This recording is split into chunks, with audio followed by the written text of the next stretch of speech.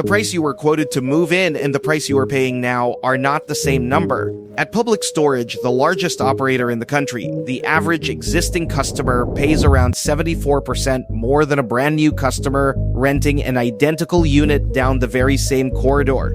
Not because costs went up, because you are not going to move.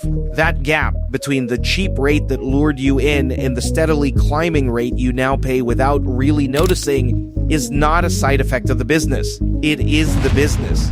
This is the story of how a metal shed on the edge of town became a machine that keeps nearly 80 pence of every pound it takes, run by almost nobody, and earns the most from the customers who never come back. On the surface, self-storage could not look duller. You rent a locked room by the month to hold the things that will not fit at home. It is a service, apparently, that sells you space.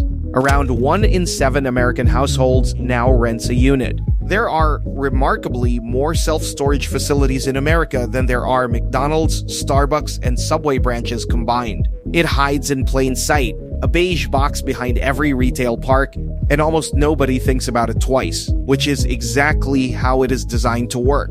Because self-storage is not really selling you space. It is operating a rent ratchet on a customer who cannot easily leave. And to see it, you only have to look at the 2 different prices it charges for the same room. The first is the price a new customer sees, the street rate. It is deliberately cheap, sometimes £1 for the first month, because its only job is to get your things through the door. The second price is the one you actually end up paying, the in-place rate, the number after the operator has quietly raised your rent again and again months after you moved in.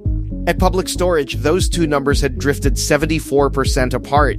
And here is the tell. Over one recent stretch, the rate offered to new movers actually fell by 1/3, while the rate charged to people already inside kept climbing. New customers were courted with discounts. Existing ones were squeezed. The divergence between those 2 lines is where the profit lives. Industry insiders describe the playbook openly. A first increase of 30 to 40%, then smaller rises every few months after that. Some operators bill not monthly, but every 28 days, which quietly slips an extra rent cycle into the year, 13 payments where you thought you were making 12.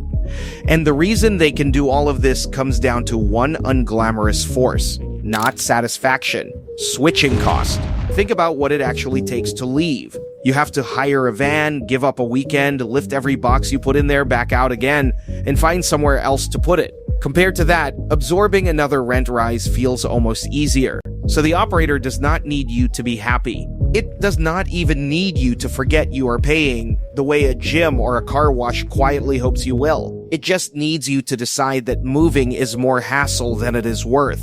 And the longer you stay, the more they make there is a second lock, quieter and heavier than the first. Look at why people rent these units in the first place. And a pattern appears that the industry privately calls the 4 Ds: death, divorce, dislocation, and downsizing. A great many storage units are not holding spare furniture. They are holding a life someone could not fit into their new one, and often could not bring themselves to throw away. A deceased parent's belongings, the contents of a home after a marriage ended. And a unit rented in grief is a unit that gets paid month after month, precisely because opening it and deciding what to keep is the one task the renter cannot face. It is the most human version imaginable of a captive customer. Now, put a number on what that captivity is worth. Public Storage keeps around 78 pence of every same-store pound it collects as direct operating profit. 78. To put that in perspective, a supermarket keeps roughly 2, and it does this while running 3,500 facilities and 258 million square feet of space. With only around 5,900 employees, that is roughly 1.5 members of staff for an entire site. There is almost nobody there. The office is unmanned half the time, the gate is an app, and the rent arrives whether or not a single human being visits. It is not really a service business at all. It is a near-zero labor money machine wearing the costume of a shed, and the mechanism at its heart is no longer a secret.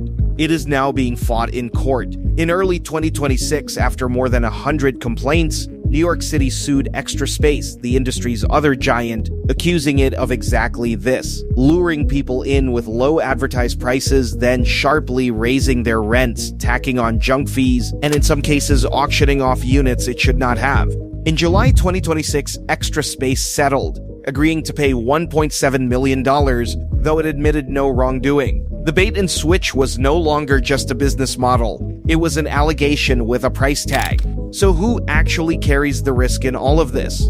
The tenant, disproportionately the one who moved things in during the worst month of their life and never quite got them out. In one documented case, a woman in Atlanta lost her grandmother's antique bed and jewelry to auction after a single missed payment and only found out after they had already been sold. In another, a renter's monthly bill climbed from $45 to $220 in under a year. The people least able to absorb a rent ratchet are, quite often, exactly the ones caught in it. And who collects the safe, dependable return at the other end? The shareholders.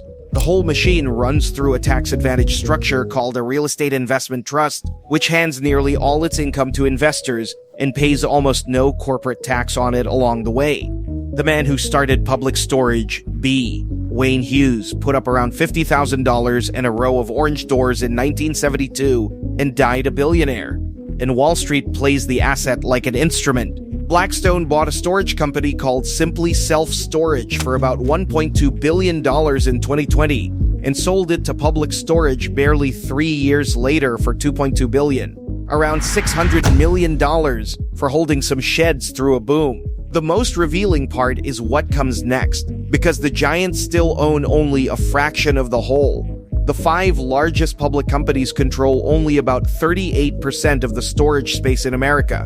The rest is still owned by thousands of small independent operators. To the industry, that is not a mature market. It is a shopping list. In its own regulatory filings, one of these companies described its own business as, quote, highly fragmented, representing a significant consolidation opportunity. And in March 2026, Public Storage moved to prove the point, agreeing to swallow a rival National Storage Affiliates in a deal worth around $10.5 billion, folding in another 1,000 locations and creating a giant worth some $77 billion. There is, in fairness, a threat on the horizon. The whole model rests on that quiet rate ratchet, and lawmakers are starting to notice.